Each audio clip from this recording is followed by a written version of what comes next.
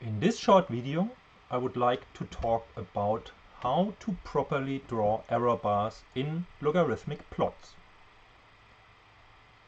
Some software does this automatically and you are fine, but sometimes it's necessary to plot the error bars by hand, and then you should know how to do this properly.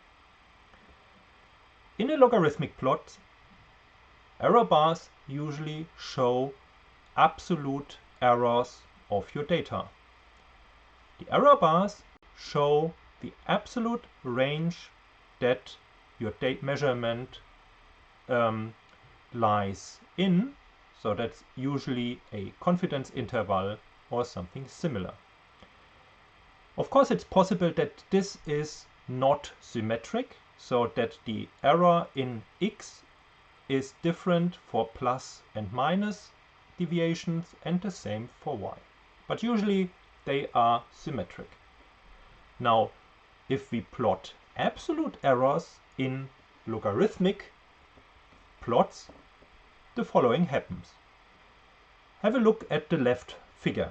Here the x-axis is now shown on a logarithmic scale.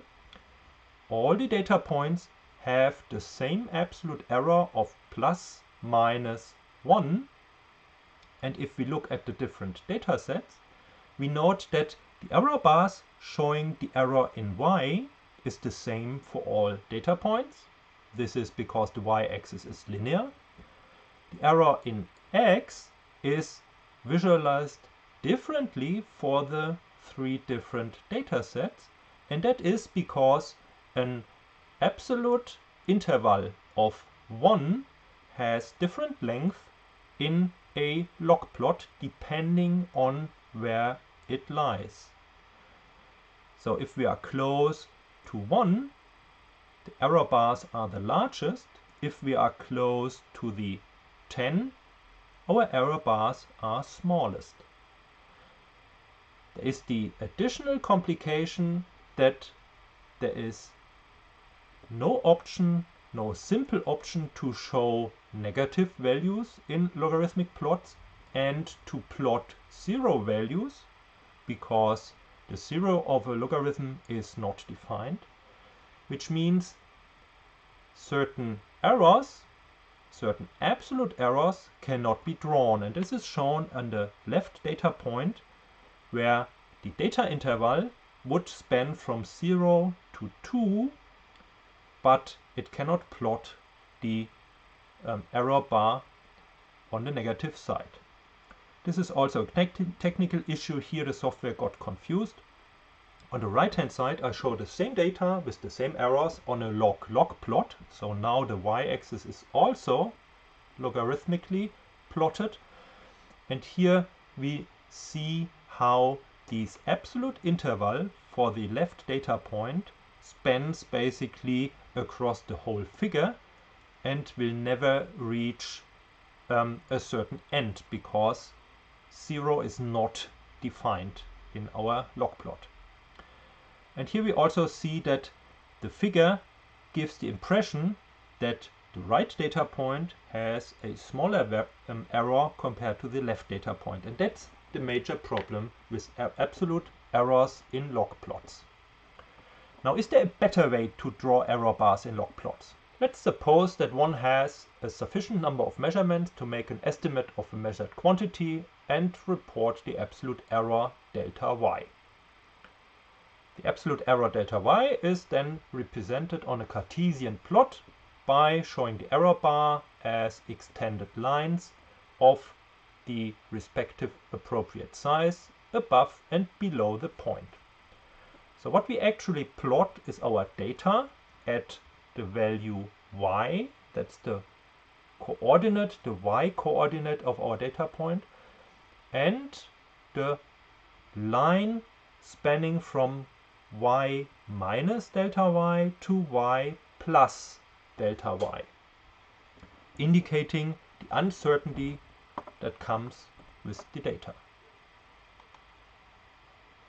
Now if we plot this on a logarithmic plot, the absolute error bars that are symmetric on y become unsymmetric asymmetric in the log plot, because if we look at how a log plot works, instead of plotting y, we plot actually the value of log y, which means the end points of our error bar are plotted between log y plus delta y and log y minus delta y. And this gives us these asymmetric error bars and gives a misleading view of our measurement precision, in particular when our quantities span several orders of magnitudes. Represent error bars on a log plot. It's important to distinguish between our measurement, that's the quantity y, and the quantity that we plot, that is actually that we call c. And c in a log plot is log y. The error on c is not log plus delta y, but is actually delta log y, as I show here on the slide. Let's assume that we have small errors, so we can use differential analysis here.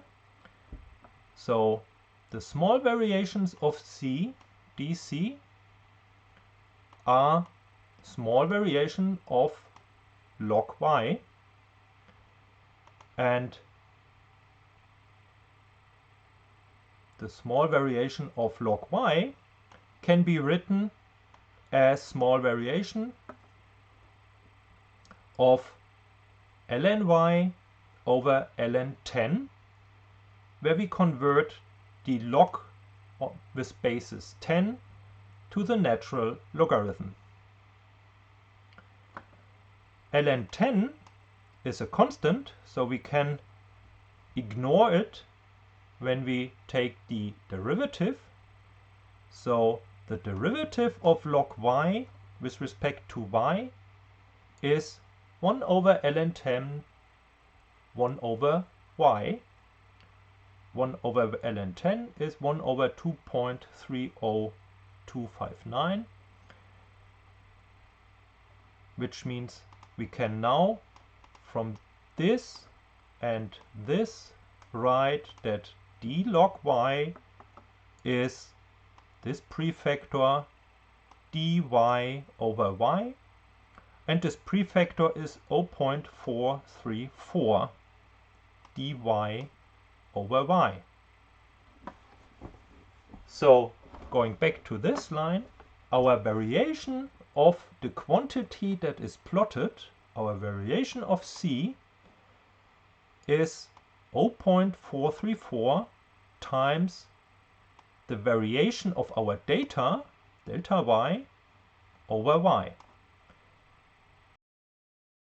So the error delta c in the quantity that you plot is given by the relative error in y, and that is because the relative error is delta y over y.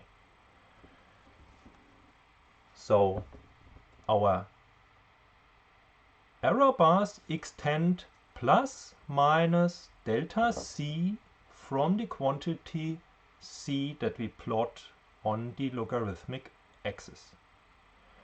And as a result, the error bars now extend symmetrically on either side of our data point and not asymmetrically like we've seen in the absolute error plot and also see here on the left-hand figure. We now correctly display the error bar. Of course, the relative error is still not the same for our 3 data points. That is why the error bars are differently long for our 3 data points.